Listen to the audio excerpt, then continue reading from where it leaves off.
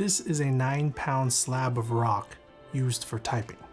Well, not really, but it's not that far off, that's the crazy part. The Heracles 80 is a TKL keyboard built with one idea in mind: quality.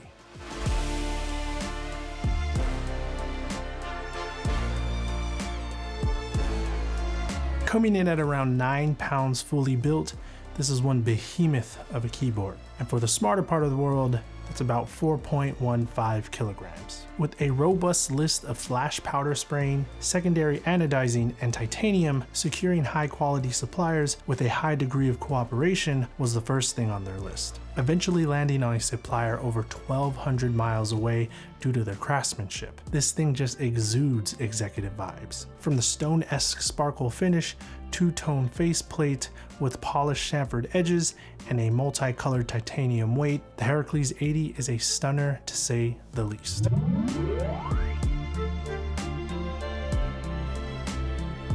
The Heracles 80 will be available in 3 different colorways: Black Night, Holy Light, and Starry Night. Features a 2-part CNC case, hot swap PCB, a Lion Artisan keycap forged from copper, and a polycarbonate plate. Palm, FR4, and aluminum plates will be available, but these will be sold separately. Now say what you will about foam, but you're gonna wanna pay attention to these included materials, and I'll tell you why right after this sponsor. No one. Included is 11 foam sheets with 9 variations of bottom foams, made from 3 different materials: pour-on, sponge foam, and CR foam. With each respective material, there will be at least 2 to 3 options in thickness, and these play a very important role in the Heracles 80, other than altering sound profiles, which takes us into our next section, typing feel.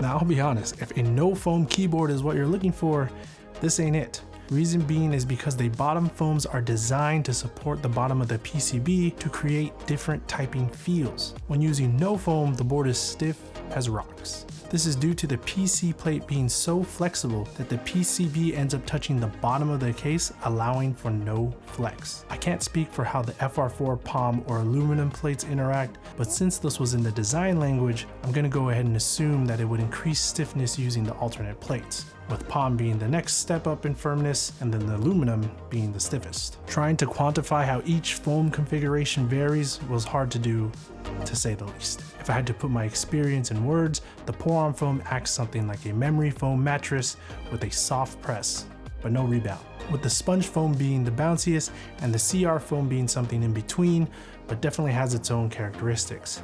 This is obviously subjective and your mileage may vary, but in all honesty, I felt like during normal typing, the changes were so nuanced that Chaosera Labs could have gotten away with just giving us the softest version and calling it a day. But creating an experience for the customers to play with multiple options and really make this keyboard their own, that's PogChamp.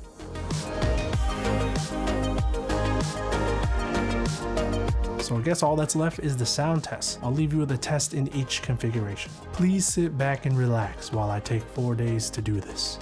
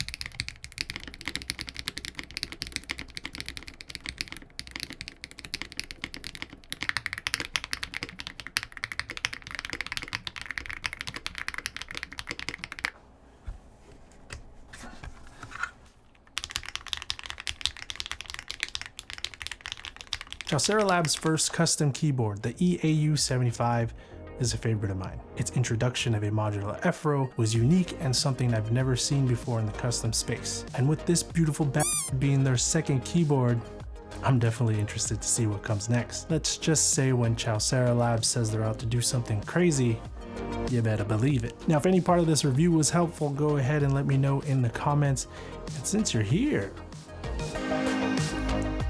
don't forget to like the video. Also, if you missed the coverage on Chaosera's first keyboard, the EA75, I'll leave it right here, somewhere here, or you can watch what YouTube wants you to watch, right here.